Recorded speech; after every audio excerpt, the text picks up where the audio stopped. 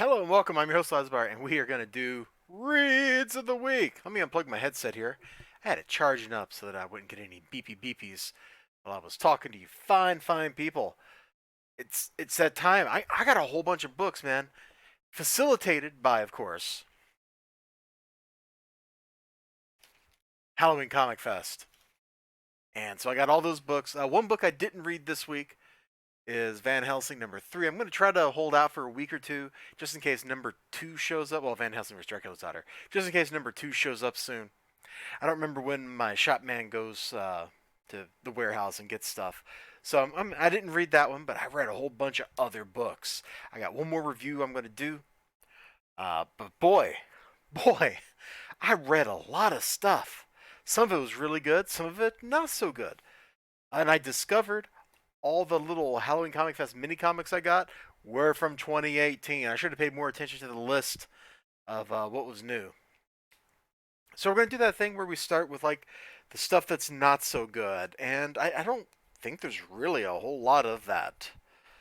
I'm kind of flipping through here looking for like what didn't I enjoy like at all. No, I liked Rocky and Bullwinkle. Okay, oh this one didn't enjoy that. The Rise of the Teenage Mutant Ninja Turtles mini comic from 2018. I have this feeling I already have this too, so it's like double embarrassing that I fell for it and got another copy of it. But it was pretty terrible. It was pretty darn terrible. And I think that's the only comic that doesn't make it to the threshold of okay. Well, no. I should step back. This is like clearly the worst. The art style on its own should disqualify this book from existing.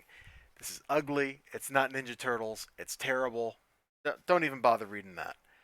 And I think just under the threshold of okay is this old school, and by old school I mean old school Valiant stuff. I didn't really enjoy reading this. The Harada bit, the best bit is the ending of it. Let me see if I can open that up one-handed because I'm holding this big stack of books with my. Oh, I whacked the camera. Good job. I'm holding this big stack of books with my other hand. Anyway, this Harada ends up hurt, and this guy takes him in and patches him up and stuff, and then Harada kills him. And the only like really cool bit is the very ending where they quote the Aesop fable about the viper that bites and kills the guy. You know, it's the same story as the scorpion on the frog. It's the same exact kind of moral. It's just like Harada's a villain. Deal with it. I tried reading this one and it was just okay. Harbinger Files #2. It was just like And Harbinger 22, I had no idea what was going on. This is like deep in some plot. Didn't understand what was going on, and it suffered from that. Artistically, all these Valiant books they have nice line art in them, and the coloring always feels weak for whatever reason. So this is the pile of not so good. This one is in a league of its own though. Like don't mistake the fact that these are here as saying that these are really bad. I just didn't enjoy reading them.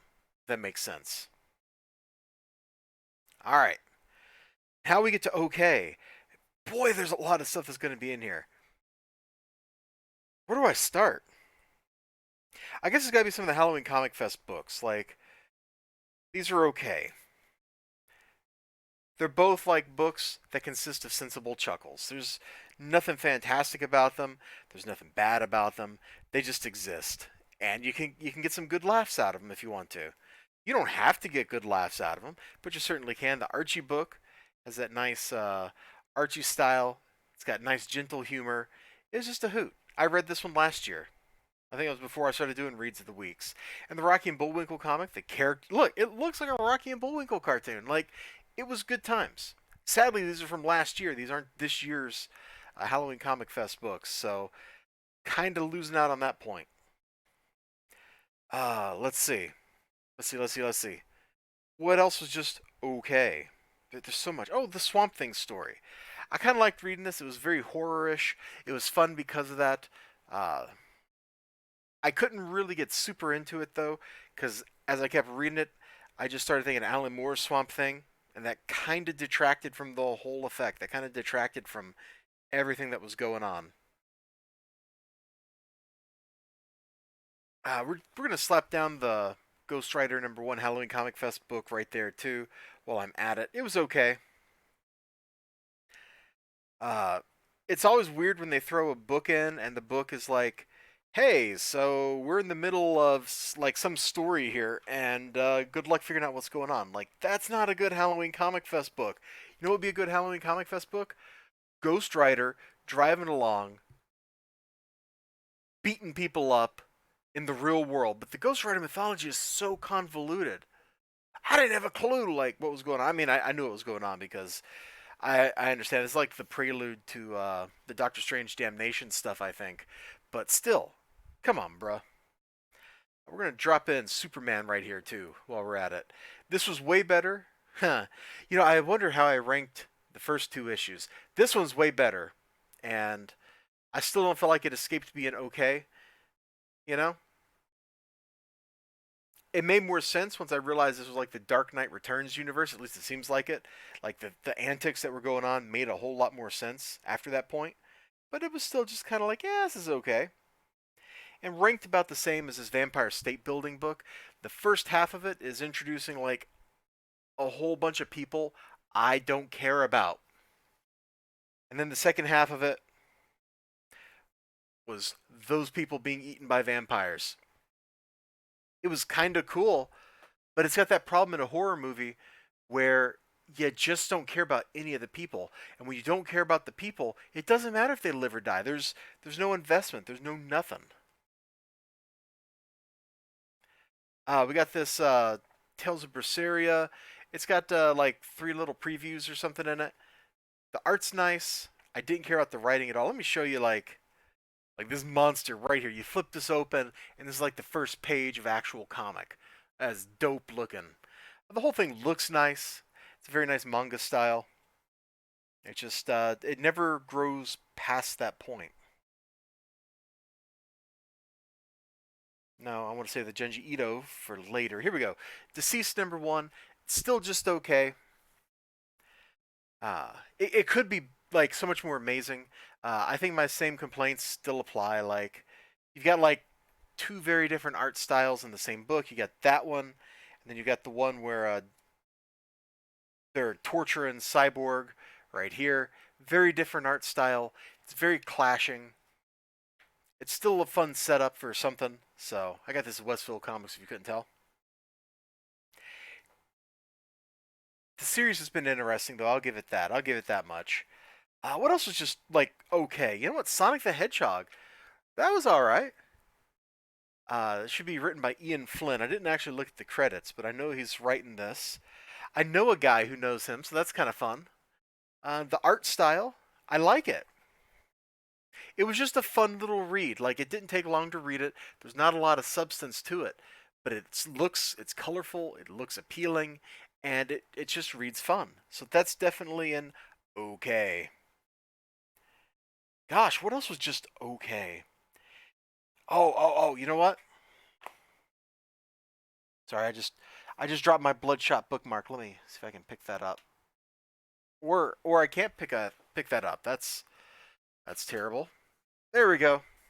We just throw that up there because we can. What else is just okay? You know the X Factor book right here was just okay. Louise Simonson wrote this. I forget who did the art, but there's some neat stuff in it, and there's also some derpy stuff. Namely, Apocalypse's face every now and then is like super derped. Let me find one. And as soon as I saw it, it just took me completely. Really? They did Spider Island, and now we're doing Venom Island. Ugh. You know, it is possible to tell a story without reason the same things. All right, so first I'm going to show like Apocalypse being super cool. Now we flip over. This should be a meme. This panel right there. That should be a meme. People should mock that endlessly. It just doesn't look right. It doesn't look like Apocalypse at all. Da da da. You know what? I think I gotta throw Aliens Rescue. We finally got a good issue out of this. This was solid. Sadly, this is the only good issue out of the whole run. And even then, it wasn't great. It could have been great, but it was not great. Still worth checking out if you haven't seen it. You know what? There's no reason for this Rags book to be in the stack. I'm gonna set that aside because you've already seen my reviews of Rags. I'm sure I've already like ranked it somewhere. It would be ranked up near the top in the awesome section if I did rank it. And let's see. I think kind of at the top of the okay are these two things. So we got this Japanese manga compilation from Viz, and we got this Joker story by John Carpenter. I think this came out like 2 weeks ago. I'm going to set this aside. We'll look at this one first. The first story, The Drifting Classroom, it sets up like a crazy, crazy scenario where the outside world is just gone. But I had trouble getting into this mainly because of the art. Something about the art just didn't really click with me. And the way people are panicking also feels odd. I don't know. Something about the story just didn't work. The other story over here is Junji Ito's story, which I didn't realize until I got to actually the second page and I was looking at her face. She looks a lot like one of the characters from Spiral. Anyway, or Uzumaki, whatever you want to call it. Anyway, this is a great like story about dread. You get some backstory and then you find out like what's going on, and it's kind of like, ooh, you know, you're like reading, it, you're going, ugh. This is pretty good stuff. I might have to pick up that compilation. Although I still gotta read freaking Frankenstein. I bought it like at what? I bought that like 2 free comic book days ago or something. Like I need to go read that thing. We got John Carpenter. You're the villain Joker #1 here.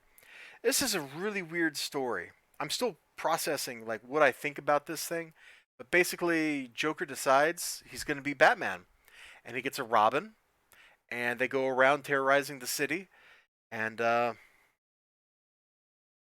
yeah, here, perfect example. Like it's I don't know how this fits into DC continuity, but it's actually a pretty darn fun story. There was something about it I haven't quite figured out yet that kept me from ranking it higher than where it is right here. But definitely worth checking out if you're into like the Joker or Batman or any of that stuff at all. Let me just kind of shuffle these books together into a stack and move them over. And now we that was okay. We have reached the top of the okay. Like the top of the okay was Joker, Drifting Classroom. It's kind of hard to rank some of these other things because I liked them or didn't like them for completely arbitrary reasons. But here's the top of the okays, which means we are now at the bottom of the awesomes. And #1 has to be Dark Red. You got this vampire dude. He meets a girl that's got I forget what the disease is. Basically, she makes too many red blood cells, and it's pretty nasty. He gets attacked by some dudes, and this vampire like lives his normal, boring life as a janitor. It's actually really charming because of that, and the line art is also really nice. Look at the clean lines of her face and stuff. Especially over here, this is super appealing right here. It's a good time. It's absolutely a good time. He gets into some trouble. There's some shenanigans and a little bit of action at the end, and we learn more about the character. We start getting the feeling that there's some depth to him, and then something startling happens at the end, and it makes me wish I'd been picking up Dark Red from the beginning. Yeah, another Halloween Comic Fest. Isn't that awesome? Battle Cats turned out to just be fun. It's this fantasy story with like these cat people, and they're like fighting. I don't know, like Mumra or something. Man, this dude's a necromancer. There's like all kinds of crazy shenanigans. I like the coloring, although I think the coloring feels kind of muddied or muddled or something because things don't pop the way they should. There's no strong contrasts in a lot of the pages and panels, and that kind of like really drags it down. Like this dude's like wearing blue armor, he's got like light blue fur or something, and he's surrounded by blue. You got to give him some contrast. Make his armor red or stark white or black or something, you know? The writing was okay, but I thought the pacing of the combat was pretty superb. I had a lot of fun reading that book. That's why it's up so high. Makes me wish I'd been on the Battle Cats train from the beginning. We're gonna drop down Justice League Dark #16. I know one of my commenters, whatever, He was not really on board. He feels it's kind of meandering. I don't really feel like it's meandering. I just feel like it's not a particularly appealing chapter of the story because the bad guys are in ascendance, as you can see over here, like represented on the left page and the right page. But this layout is absolutely stunning. It's absolutely stunning. You can see Cersei's power here, represented by Hecate. She's covering the moon in blood. The blood's coming out of her eyes, and it's dripping down over top of her minions, taking control of the sources of life and death. It's a great layout. And over here, she's like shattering the reality of Wonder Woman as she's taking her over. Great stuff. Absolutely wonderful material, especially to look at. Maybe not to read so much. I don't know. Batman: Curse of the White Knight. Very very heartfelt stuff. It's tragic. There's a lot of emotion. There's a lot of anger, and there's some great action in it. Art's nice. And look at this. The book was closed. I flipped it open one time, and now that page is just loose and flapping around.